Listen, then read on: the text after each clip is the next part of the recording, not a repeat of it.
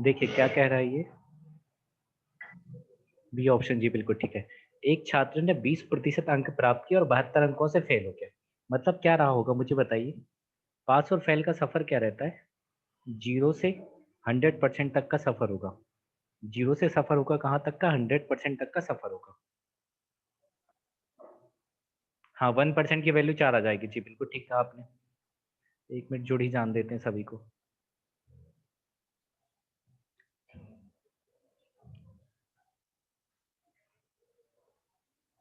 ठीक, सभी लोग जुड़ चुके हैं, बहुत बढ़िया।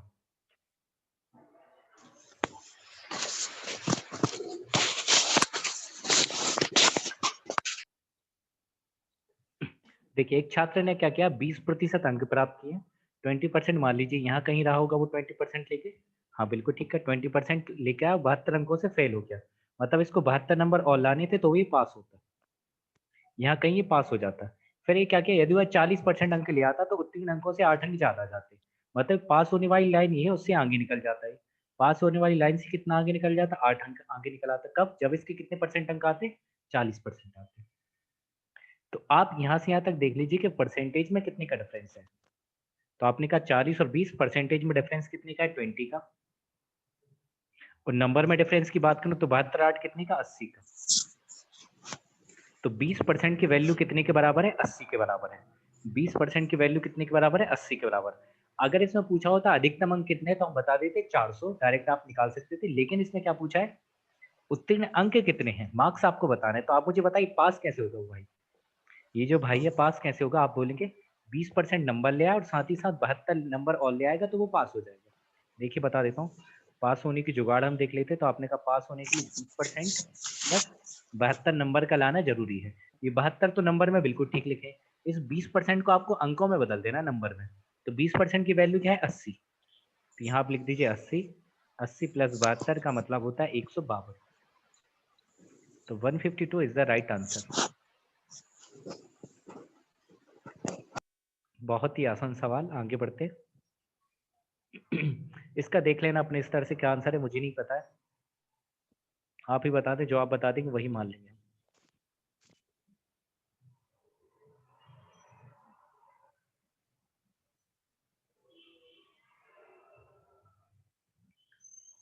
Option A sir. ये है ठीक है, जो आप कहेंगे वही मान लेंगे।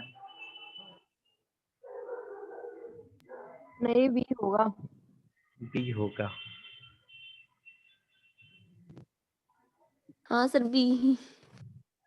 ये स्टेटमेंट एंड अजम्पशन का क्वेश्चन है। देखिए ये स्टेटमेंट दिया और ये अजम्पशन है आपके, ठीक है। मतलब आपके मन में पहले क्या चल रहा होगा, पता नहीं क्या आंसर है। बी ही मुझे भी लग रहा है, आपने बिल्कुल ठीक कहा। इन्होंने कहा तन्मय जो है वो राष्ट्रीय स्तर के शतरंज के खिलाड़ी हैं, ठीक है, चेस के प्लेयर हैं। तो इसका मतलब ये थोड़ी कि उसने विश्वनाथ आनंद के साथ खेला है, हो सकता है नहीं खेला हो, जरूरी थोड़ी, इसकी तो बात ही नहीं हो रही। कैसे इन्होंने कह दिया। आगे तन्मय ने शतरंज में कई खिलाड़ियों को हराया, हाँ हराया होगा तभी तो स्तर के खिलाड़ी होंगे।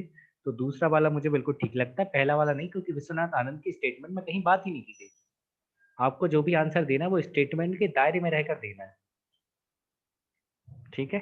विश्वनाथ आनंद की कोई बात नहीं थी, भले ही वो ठीक है ग्रैंड मास्टर है चेस के, पर कोई बात नहीं, यहाँ जब बात ही नहीं की गई तो फिर क्यों। आगे बढ़ते हैं। मुझे बताइए कि ऐसे सवाल हमने किए थे एलसीएम में।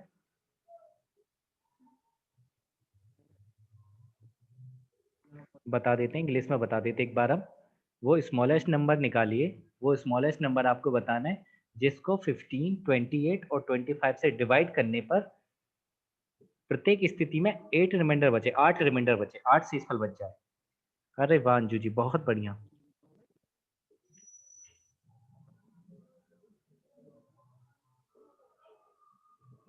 C option sir. यस बिल्कुल ठीक है, डेफिनेटली। देखिए याद है आपको, मैंने एलसीएम एचसीएफ करवाया था और मैंने एक टेबल बनवाई थी, टेबल में 3 टाइप के क्वेश्चन करवाए थे। देखिए 3 टाइप के क्वेश्चन आपको याद दिलवा देता हूँ दोस्त, अगर आपको नहीं याद आ रहे हैं तो। यहाँ पे टेबल आपने बनाई, यहाँ आपने क्वेश्चन लिखोगे, यहाँ आंसर लिखोगे। पहले मैंने बताया था वो नंबर, वह छोटे से छोटा नंबर जो एक्स वाई जेड से कंप्लीटली डिविजिबल हो, तो उसका आंसर क्या होता था, LCM of X Y Z होता था। फिर मैंने एक दूसरा क्वेश्चन करवाया था जिसको हम एक्स वाई जेड से डिवाइड करने पर प्रत्येक स्थिति में आर शेषफल बचता है, रिमाइंडर आर बचता है, हर हर केस में कितना बचता है, आर बचता है। तो उसका आंसर क्या होता था, LCM of X Y Z plus R, और उसमें आप जोड़ देते थे। और थर्ड वाला क्या था, जिसमें अलग अलग शेषफल बचता था, मतलब एक्स वाई जेड से डिवाइड करने पर ए बी सी बचता था, तो आप क्या कर देते, LCM of X Y Z minus K four का भी था, करते थे। अब के बराबर क्या था, तो के बराबर आपको पता है एक्स माइनस ए, या तो आप वाई माइनस बी कहें या फिर आप जेड माइनस सी कहें, बात एक ही है। तो उसी सीरीज में इस सेकंड टाइप का क्वेश्चन है, एक्स वाई जेड से डिवाइड करने पर आर शेषफल बच रहे हैं। या चाहे तो आप इसको ऑप्शन से भी कर सकते थे, चाहे तो आप इसको ऑप्शन से भी कर सकते थे, लेकिन ठीक है कोई बात नहीं, आप ऐसे ही करिए। आपने निकाला एलसीएम निकालना है 15, 18, 25 का और 8 जोड़ना है, मतलब आपको एलसीएम निकालना है किसका, 15, 28 और 25 का एलसीएम निकालकर उसमें 8 जोड़ना है। तो 15, 28, 25 का जब आप एलसीएम निकालेंगे तो वो आएगा 2100, उसमें आप 8 जोड़ देंगे तो आपका आंसर होगा 2108। एलसीएम तो निकाल लोगे ना? यस बिल्कुल ठीक है, बहुत बढ़िया। ऑप्शन से भी कर सकते थे आप, देखिए इसमें 15 आ रहा है, 15 का मतलब वो संख्या 3 से कटेगी। 15 का मतलब क्या होगा, वो संख्या 3 से कटेगी, लेकिन कब, जब आप उसमें से 8 घटा दोगे। तो आप देख लो, इसमें से 8 घटाने पर 3 से कट रहा है कि नहीं कट रहा है, इसमें से 8 घटाने पर 3 से कट रहा है, नहीं कट रहा, इसमें से 8 घटाओगे तो 3 से कट रहा है। बाकी आप देख लीजिए अपनी, इसका आंसर भी आप खुद ही डिसाइड कर लें क्या होगा। ये क्रिया विधि का मतलब है कोर्स ऑफ एक्शन, क्या एक्शन लिया जाए वो, statement and course of action का क्वेश्चन है ये। स्टेटमेंट कह रहा है बदमाशी छात्र को शारीरिक, मानसिक और भावनात्मक स्तरों पर प्रभावित कर सकती है। मतलब जो आप बदमाशी बी करते सर हैं, ऑप्शन। ठीक है, जो बदमाशी है वो सर छात्र बी। को, ठीक है, शारीरिक, मानसिक और भावनात्मक स्तरों पर प्रभावित कर सकती है जो आप करते हैं। बी कह रहे हैं बच्चे को धमकाने की घटनाओं को अनदेखा करना चाहिए, ऐसा कुछ क्या है, कुछ है ही नहीं इसमें ऐसा। हाँ, पर ये कह सकते हैं कि स्कूलों को धमकाने की प्रथा के खिलाफ स्पष्ट और लागू करने योग्य नियम निर्धारित करने चाहिए, ये ठीक लग रहा है, सेकंड ठीक लग रहा है ना? तो जो पढ़ने में अच्छा लगे वही आंसर होता है आपका। आगे बढ़े, बताइए, ये क्वेश्चन है, इसको आप पेन चलाएंगे?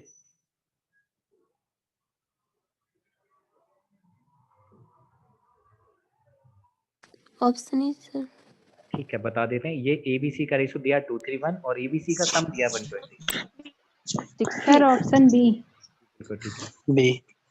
ठीक है, सम दिया है 120 और आपसे पूछ रहा है कि बी की वैल्यू बता दो।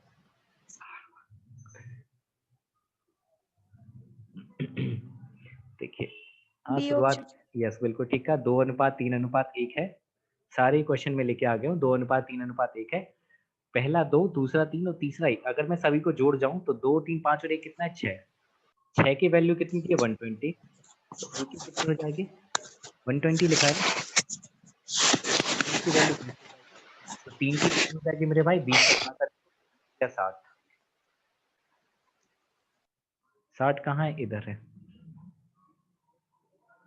वेरी गुड, आगे बढ़ते हैं, इसका बताइए आंसर।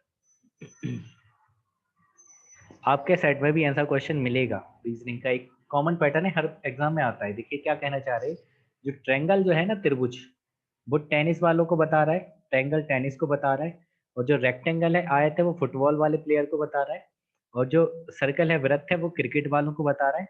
तो आपको बताना है कौन सा ऐसा, जो कौन से अक्षर है, कौन से वर्ड है जो क्रिकेट और फुटबॉल दोनों को बता रहे हो, क्रिकेट और football. Option E sir.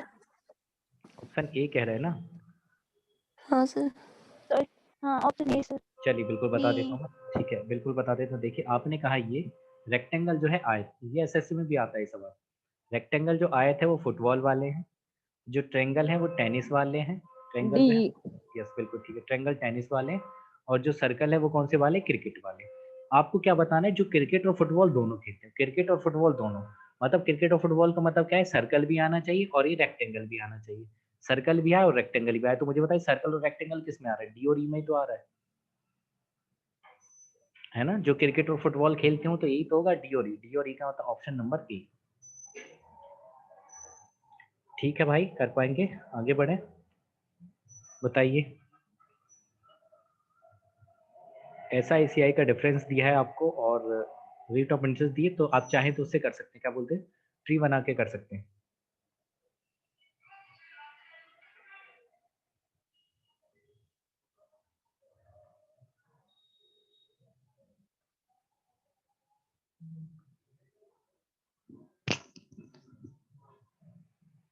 Amount पूछ रहा है। मूलधन पूछा है, प्रिंसिपल।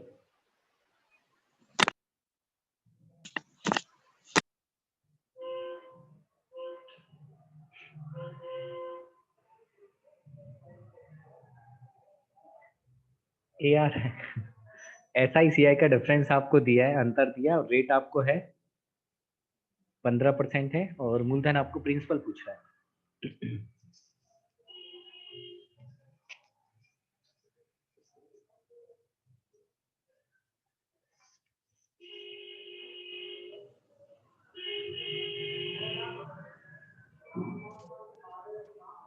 सर बी है।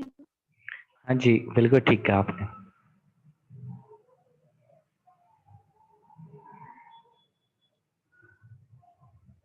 ठीक है, मैंने लगाए हुए एक बार क्वेश्चन, इसलिए मुझे आंसर याद है, इसलिए बताते जा रहा हूँ।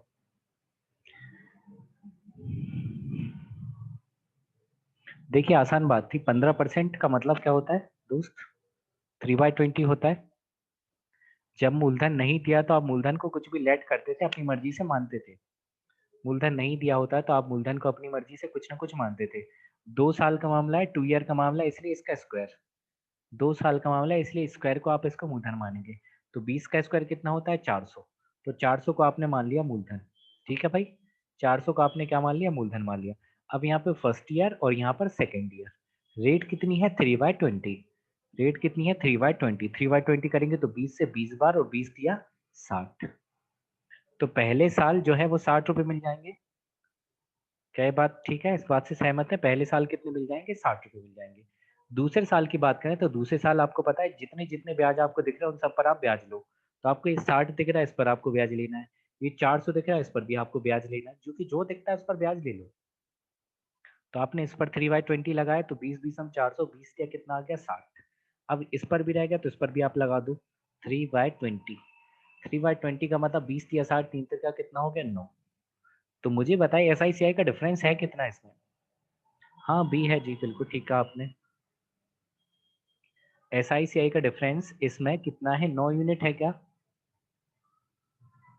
यही जो अलग से लिखा होता है वही तो SICI का डिफरेंस होता है ना? क्योंकि आपको पता है, हाँ बिल्कुल ठीक कहा आपने। ये पूरा क्या होता है? CI होता है, और ये ऊपर वाला क्या होता है? SI होता है। तो ये जो 9 है ना, यही SICI का डिफरेंस है। इसी की वैल्यू दे रखी है क्वेश्चन में। तो 9 यूनिट की वैल्यू क्या है विद्यानंद जी? ऊपर दिख नहीं रहा। SICI का डिफरेंस कितना दिया? 3375। हाँ, 9 यूनिट की वैल्यू कितनी है? 3375। आपको पूछ रहा है प्रिंसिपल मूलधन। मूलधन मतलब 400 की वैल्यू पूछ रहा है। 400 की वैल्यू आपसे पूछ रहा है, तो निकाल दीजिए। 9 से कटना ही पड़ेगा इसको, मजबूरी है। 9 तिया 27 6, और 9 7 63 4, 9 पन्ना 45। कर लीजिए 375 में 4 से गुणा, और 2 जीरो लगा दीजिए। तो 4 पंचे 20, 0 2, 4 सत्ते 28, 2 30, 0 3, 4 तिया 12 और 3 15, और 2 जीरो इधर के, तो कहाँ है? इधर के। ये तो आसान था, ये तो कर सकते थे आप। SICI का डिफरेंस दिया, बहुत सारे तरीके से कर सकते थे। इफेक्टिव रेट वाले से कर लो, बहुत सारे तरीके से कर सकते हो।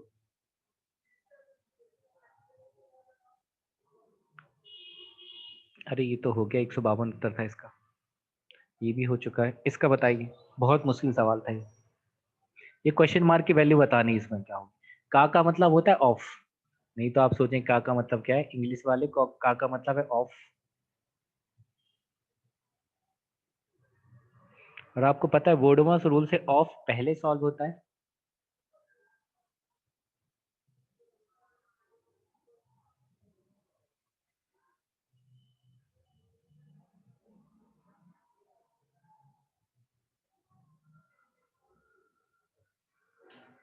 Option C sir. ठीक।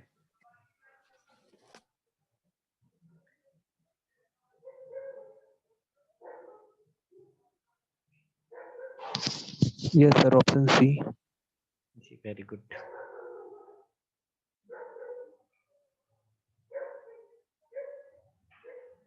सी आ रहा है सभी का, बहुत बढ़िया। सी आ सर रहा है। Option C. ठीक है, आसान था। देखिए 1200 का 12% कह दिया, तो आपको पता है परसेंट हटेगा तो 2 जीरो हट जाएंगे। या लिख दो आप। वैसे तो आप समझ गए 144 ही लिखना था। का मतलब होता है इंटू और 12/100। ये 2 जीरो से 2 जीरो, और कुछ नहीं है, मतलब x है। और 5400 का 18%। तो आपको पता है 2020 मतलब x की वैल्यू क्या हो गई दोस्त, 54 इंटू 18 माइनस 12 इंटू 12। 54 इंटू 18 कितना होता है, 18 चौके 72, 2 और 912। 972 होता है। यस, 12 मोल 144 घटा दीजिए तो आपका उत्तर 828 आ जाएगा, क्योंकि 900 में से 100 घटाएंगे तो यही आएगा।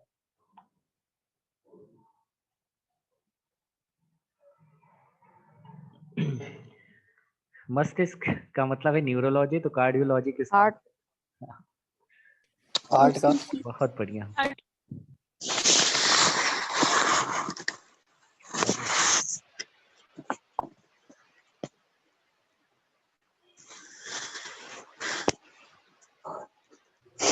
बिल्कुल ठीक है, दिल के बारे में बहुत जानते हैं आप, तो इसका उत्तर यही होगा। देखिए एक बार इंग्लिश में बता देता हूँ, हिंदी वाले तो पढ़ ही लेंगे। 44 सेंटीमीटर, 32 सेंटीमीटर और 36 सेंटीमीटर वाला घनाभ। घनाभ का मतलब होता है दोस्त क्यूबॉइड। घनाभ का मतलब क्या है, क्यूबॉइड है ना दोस्त। कि भुजाओं को इनको क्या करा आपने, पिघला दिया, मेल्ट करके देखना, ये घनाभ था, ये क्यूबॉइड था, इसको मेल्ट करके आपने क्या किया, 12 सेंटीमीटर रेडियस का, 12 सेंटीमीटर रेडियस के गोले बनाए, है ना। ये जो क्यूबॉइड था उसको पिघलाकर आपने 12 सेंटीमीटर रेडियस के गोले बनाए हैं। गोले का मतलब स्फेयर बनाए, ठीक है। तो आपको ये बताना है कि ऐसे कितने स्फेयर बनाए जा सकते हैं, तो पाई की जगह आपको 22/7 रखना है।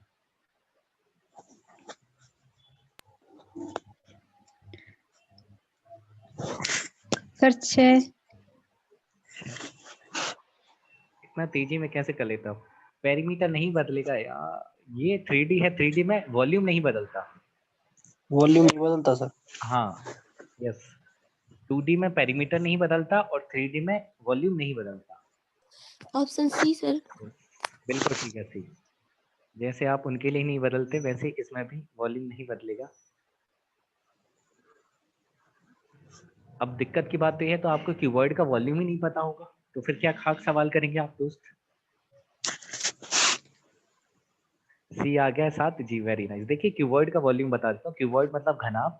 घनाभ का वॉल्यूम होता है, सारी चीजें बता देता हूँ, L into B into H. रट्टा मार लो, आयतन होता है L into B into H.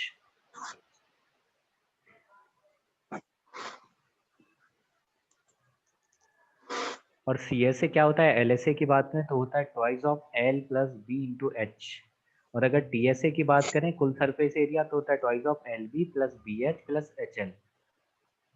कैसे याद कराऊं, गोला है, गोला मतलब क्या होता है, स्फेयर। स्फेयर का वॉल्यूम क्या होता है मेरे दोस्त, 4/3 पाई आर क्यूब। अगर ये चीजें याद रहेंगी तो बनेगी, नहीं याद होगी तो नहीं बनेगी, इतना आप जान लीजिए। आगे बढ़ते हैं। अब दोनों के वॉल्यूम को हमें इक्वल करना है, दोनों के वॉल्यूम को क्या करना है, इक्वल करना है। तो पहले वाले का वॉल्यूम क्या होगा, L into B into H. L बराबर है 44, बी बराबर है 32, एच बराबर कितना है 36। ये बराबर आपको दिया है, किसके वॉल्यूम के करना है, गोले के वॉल्यूम के। तो एन गोले बना रहे हैं, बहुत सारे गोले बना दिए, तो मान लीजिए कि आपने एन गोले बना दिए। एक गोले का वॉल्यूम आप लिख दीजिए 4/3, पाई की जगह क्या लेना है 22/7, कह दिया उन्होंने 22/7 लेना, आर की क्यूब। त्रिज्या कितनी है 12, तो 12 × 12 × 12। क्या इसको सॉल्व करके आप एन का मान निकाल सकते हो, इतने मासूम तो आप है नहीं। बिल्कुल ठीक है, 22 दूनी 44, यस 22 दूनी क्या कर दिया आपने 44 कर दिया, और 12 तिया 36 आपने कर दिया, वेरी गुड। और क्या कर दिया आपने, 4 से 8 बार 32 कर दिया, है ना। और आप क्या कर सकते हैं, 3 से आपने 4 बार इसको उड़ा दिया, 4 से 2 बार इसको उड़ा दिया, दो दूनी 4 दिया 12, ये हो गया। 3 से 3 भी कट गया, बचा 7 अकेला, तो इनकी वैल्यू क्या आ गई 7। 7 गोले बना सकते हैं, ऐसा क्वेश्चन आ सकता है दोस्त, याद कर लीजिएगा, है ना। जैसे इस शिफ्ट में कल वाले पेपर में ये आया था कि इन्होंने घनाभ से मतलब क्यूबॉइड से स्फेयर बनाया, हो सकता है वो आपसे सिलेंडर से बनवा दें, हो सकता है आपसे कोन से बनवा दें। तो याद रखना है, जब भी पिघला पिघला के कुछ बनाएंगे तो उनका वॉल्यूम सेम रहेगा, आयतन नहीं बदलेगा, फिर आप क्वेश्चन कर जाएंगे। या जल स्तर में वृद्धि वाला जाता है कई बार, वो भी वॉल्यूम से रिलेटेड है। देखिए इसको बता देता हूँ, ये डायरेक्शन का क्वेश्चन है, रीजनिंग का। मोहन पूर्व दिशा की ओर सम्मुख खड़ा है, पूर्व दिशा का मतलब ईस्ट डायरेक्शन की तरफ फेस करके खड़ा है। उसने क्या करा, 90 डिग्री वामावर्त, वामावर्त का मतलब क्या होता है, एंटी क्लॉकवाइज घूमा। और फिर 45 डिग्री दक्षिणावर्त का मतलब होता है क्लॉकवाइज घूमा। तो अब किस दिशा की तरफ उसका फेस है बताना है। बताइए। Option C sir. सी है। उत्तर पूर्व C. C option. Very good. C south east. हाँ थर्ड वाला। Sir C. यस। बताना है मोहन का चेहरा किधर है, आपकी तरफ है। देखिए मोहन पूर्व दिशा की ओर मुंह करके खड़ा है। अगर मैं बात करूं यहाँ पर ही बना लें, आपको पता है नॉर्थ होता है, ये साउथ होता है, ईस्ट होता है, पूरब, ये पश्चिम। जहां से पूरब निकलता है वो पश्चिम, डूबता है वो पूरब।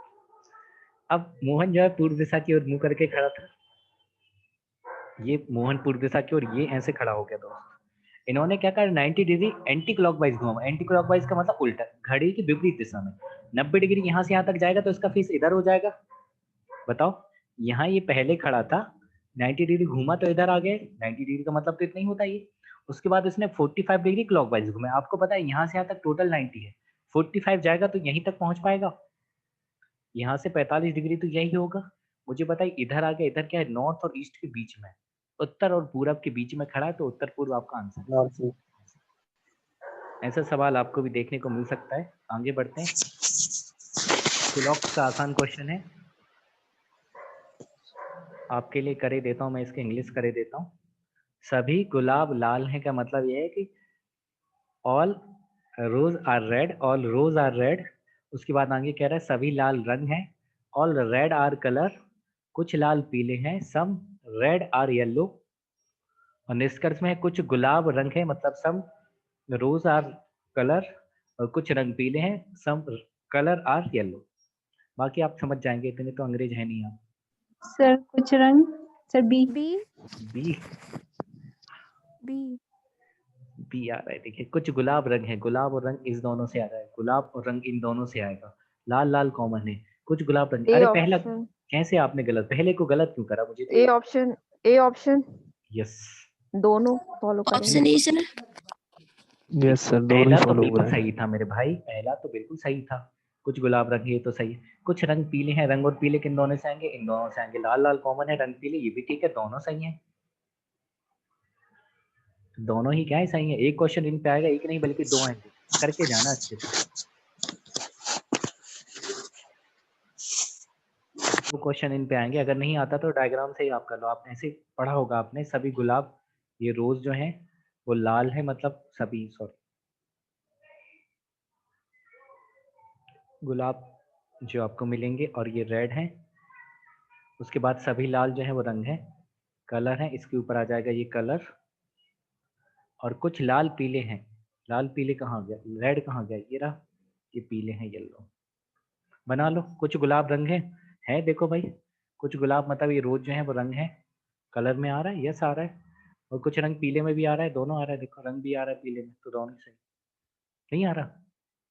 सर ये येलो पूरा अंदर नहीं रहेगा क्या कलर के? मैंने उल्टा बना दिया क्या? सही तो बना सर। यही बनाया, बट मैं पूछ रहा ये कि ये अंदर आएगा क्या पूरा? पता नहीं, मैं ऐसे करता नहीं, इसलिए मुझे ज्यादा आइडिया नहीं। कर देता हूँ फिर भी, गुलाब के अंदर कर देता हूँ लाल। सभी गुलाब जो है वो लाल है ना। सभी लाल का है, रंग है, देखिए मेरे लाल, और ये रंग है, रंग हिंदी में ही कर लेते प्रॉपर। और कुछ लाल पीले हैं, लाल कहाँ है, ये पीले।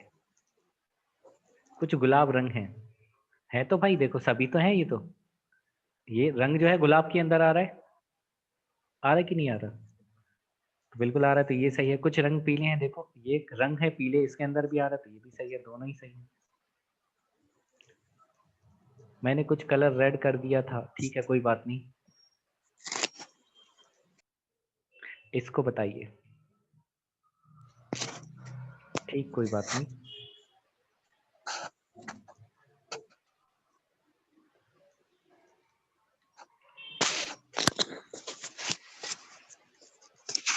अच्छा एक चीज याद है आपको, मैंने एक बात बताई थी आपको कि यदि नमक और पानी का घोल हो, अगर आप उनको वाष्पीकृत करते हो तो नमक नमक रह जाता है, पानी पानी उड़ जाता है।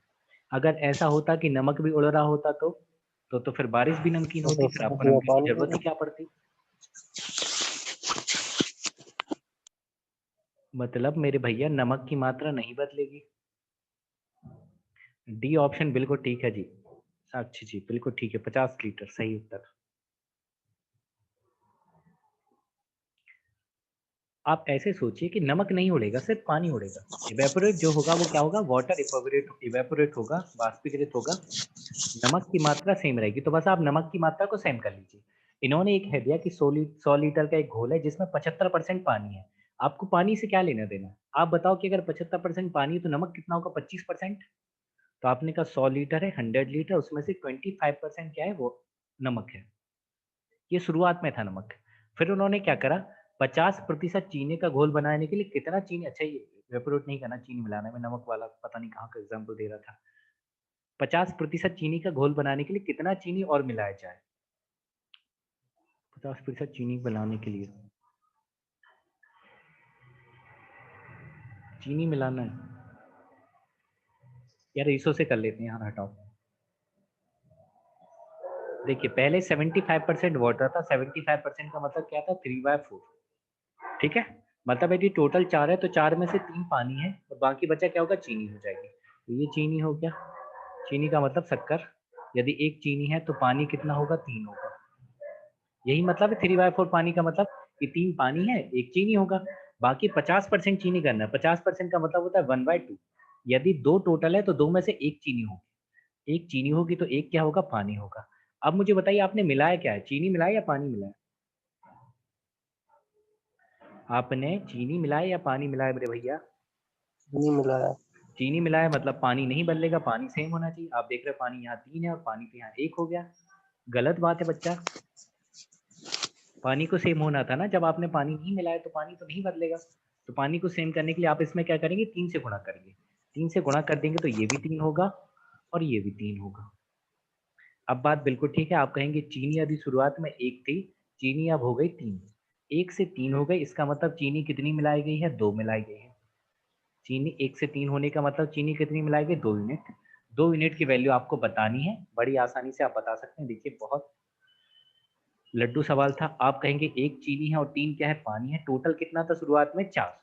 शुरुआत में देखिए, शुरुआत में दिया आपको 100 लीटर, 100 लीटर जो दिया है वो क्या दिया, शुरुआत में आपको दिया है। तो आप कहेंगे शुरुआत में मिक्सचर क्या था, 1 और 3 4 का था। 4 यूनिट की वैल्यू कितनी है, 100। 4 यूनिट की वैल्यू 100 है तो 1 यूनिट की कितनी हो जाएगी, 25। 1 यूनिट की वैल्यू कितनी होगी, 25। अब आपने मिलाई कितनी चीनी है, 2 यूनिट मिलाई है।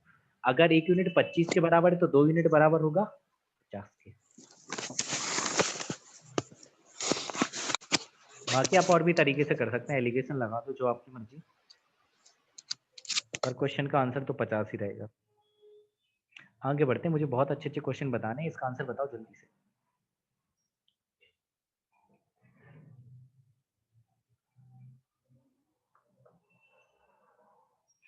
इसके आप बता रहे हैं इस सीरीज में नेक्स्ट क्या आएगा। ऐसे क्वेश्चन आते हैं, इनकी प्रैक्टिस करके जाना। Option C. सी होगा, मुझे डी लगता है। Option B sir. डी लग रहा है आपको? बी। हाँ सर, डी होगा ऑप्शन। बी कह रहा है। देखिए ये गोला इधर था, गोले को पकड़ो आप, ये गोला इधर था, फिर गोला इधर आ गया, गोला इधर आ गया, तो गोला तो इधर होगा, गोला इधर होगा तो ये फर्स्ट वाला नहीं होगा। गलत बात हो गई ये, है ना। बाकी बचे 3 ऑप्शन। अब देखिए ए इधर है, ये ऐसा टेढ़ा कर दिया उसने, ए इधर टेढ़ा कर दिया, फिर ए को इधर टेढ़ा करके लिया, तो ये ऐसे टेढ़ा होके आएगा, मतलब ऐसा आएगा। तो ऐसा एक और इसमें, फिर सी यार। तो मतलब सी नहीं होगा, या तो सेकंड होगा या थर्ड होगा और फोर्थ होगा। अब आगे देखिए, अब टी को पकड़ लो आप, टी को, टी इधर था पहले, फिर टी को ऐसे टेढ़ा कर दिया, ऐसे टेढ़ा कर दिया, फिर ऐसे हो जाएगा ऐसे। तो ऐसे टी किसमें, ऐसे टी किसमें, इसमें फोर्थ वाला होगा मेरे हिसाब से, आप देख लीजिएगा। फोर्थ वाली होगा जी, है ना। ठीक है, आप इनके ऐसे क्वेश्चन प्रैक्टिस करके आना, 2 या 3 क्वेश्चन ऐसे मिलेंगे आपको। फोर्थ होगा कंफर्म। हाँ फोर्थ कंफर्म होगा। ये बताइए, अब आप लोग कह रहे हैं ज्योमेट्री आ रही है, 3 क्वेश्चन आ रहे हैं, है ना। अब आप देखें ज्योमेट्री ये आ रही है, किसी ट्रायंगल के एंगल दिए हैं, ये दिए हैं, तो सबसे बड़ा एंगल आपको बताना है। 3 एंगल दे दिए, 2x इतना और इतना, तो सबसे बड़ा एंगल ज्ञात कीजिए।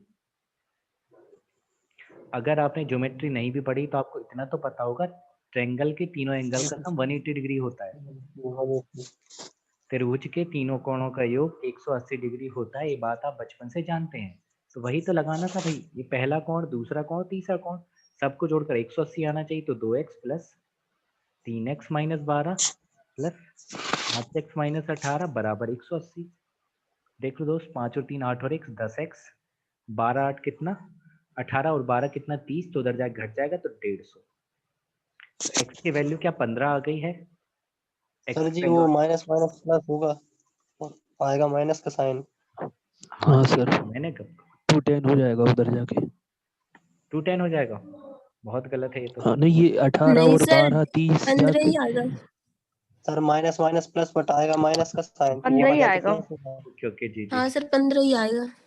ठीक है। 12 8 कितना 12 18 कितना हो गया 30, उधर जाके चल जाएगा तो कितना 210 हो गया क्या, ये यस कितना हो सर। जाएगा? तो x की वैल्यू 21 हो जाएगी फिर। हाँ 200। ठीक, कोई बात नहीं, उत्तर तो हमारा फिर भी सही आता। सर x की जी वैल्यू आ माइनस रही है माइनस 21। तो प्लस होगा ना। ठीक है ना साहब, x की वैल्यू 21 आ रही है ना 21, ये कह रहे हो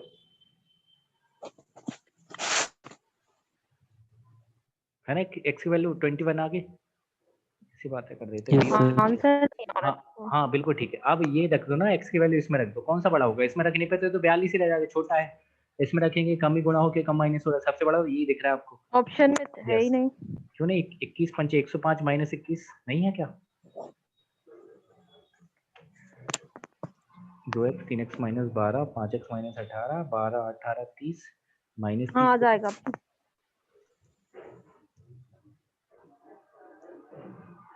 क्या गड़बड़ हो गई यार। सही तो सर, सही तो है, अब बी सही है, ऑप्शन आ सही रहा है। वो है। 15 लेने पर गलत आ रहा था। अच्छा, ये ऑप्शन 18 बी आ ही रहा है। है ना। ओके ओके ठीक है, हाँ 18 सर। 21 माइनस करा था, 15 में से 8 जाएगा 7, 87 आएगा। यस बी आ रहा है, बहुत बढ़िया, पहले ही आ चुका था आपका तो। इसका बताइए जल्दी से आंसर, क्योंकि अभी सर्कल वाला क्वेश्चन करवाना है आपको, आ सकता है।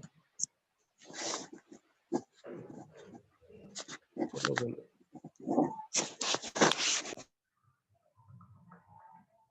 10।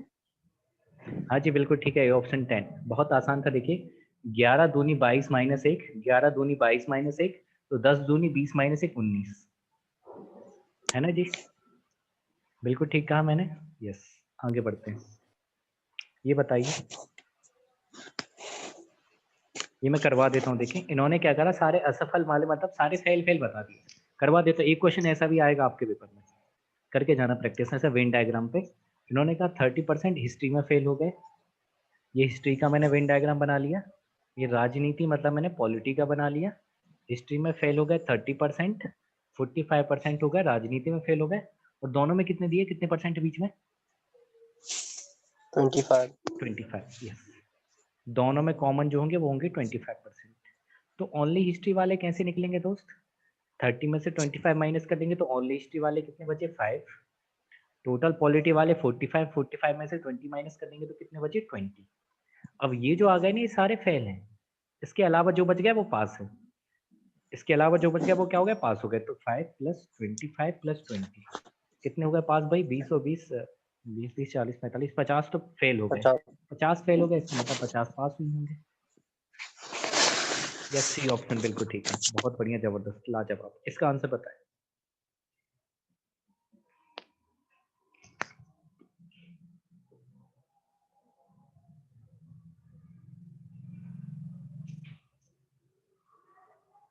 इतना चिंदी सवाल है, मैंने पहली बार में छोड़ा था, फिर मुझे बाद में समझ आया था।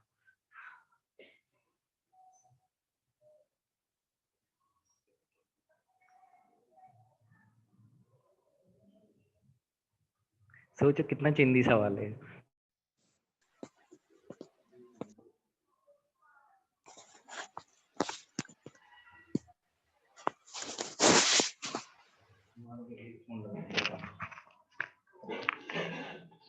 जी क्या सब कुछ ठीक है, अब वापस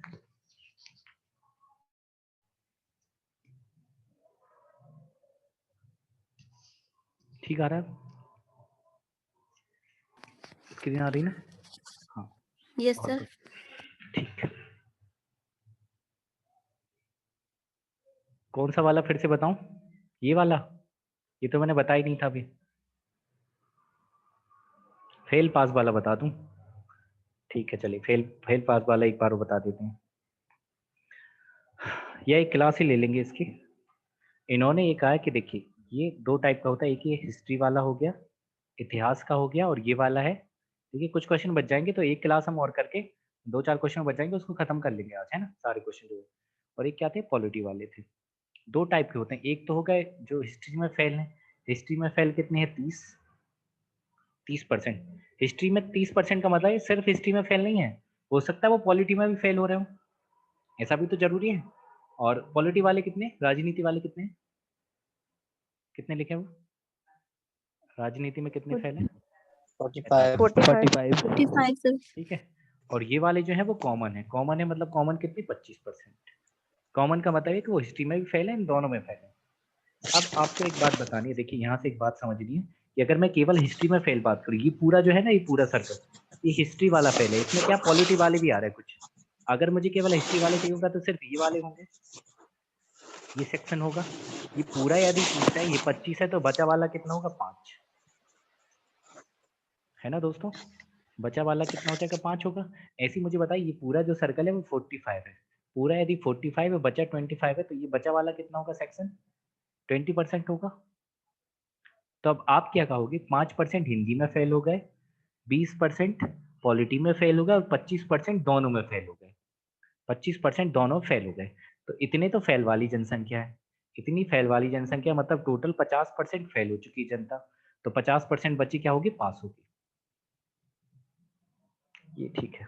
अब इस चिंदी सवाल पे आते हैं, ये कहना ये चाह रहा था 7 के 21 है, तो 4 अट्ठे कितना होगा, 32, है ना, ठीक है। मैंने भी छोड़ा था एक बार में, एक सेशन और रख लेंगे, है ना, 2-4 ही क्वेश्चन और बचे, उनको खत्म कर लेंगे। अगर क्लास खत्म हो जाती है तो आप तुरंत जुड़ जाना बिना किसी देरी के साथ। इसका बताइए, अलग जोड़ा बताना है। हाँ डिफरेंट बताना है, डिफरेंट क्या है, अलग बताइए, अलग ऑप्शन डी सर। डिफरेंट बताना है, क्या अलग है, डी कह रहा है ये, डी डी जवाब सर। है।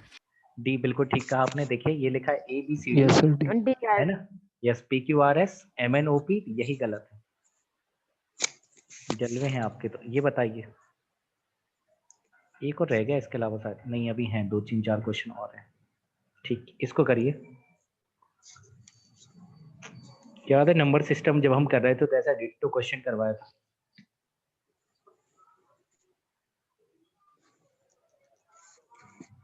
Sir option B. बी मतलब 14, एक बार और सोचिए,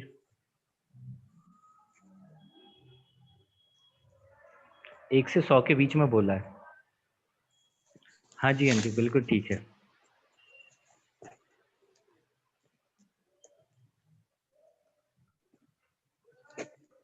देखिए 7 से डिवाइड कर रहे हो, 3 शेषफल बचे, 7 से डिवाइड करने पर 3 शेषफल बचे, तो पहली संख्या तो 10 होगी, यस, पहली संख्या तो 10 होगी, जिसको कि आप 7 से डिवाइड करोगे 3 बचेगा, मतलब 7 का मल्टीपल आप देख लो। तो अगर मैं टोटल 7 की मल्टीपल बात करूं, 100 तक कितने होंगे, 14 होंगे, 14 सत्ते क्या होंगे, 98। लेकिन 98 को आप नहीं ले सकते, क्यों नहीं ले सकते दोस्त, क्योंकि 98 जब आप 3 जोड़ोगे तो 101 आ रहा है, 101 को जब आप 7 से डिवाइड करो तो 3 बच रहा है, लेकिन आपको 1 से 100 तक की चाहिए थी, 1 से आपको 100 अच्छा तक की ठीक चाहिए है थी, सर। इसलिए 98 कंसीडर नहीं होगा। 14 × 6 = 84, 14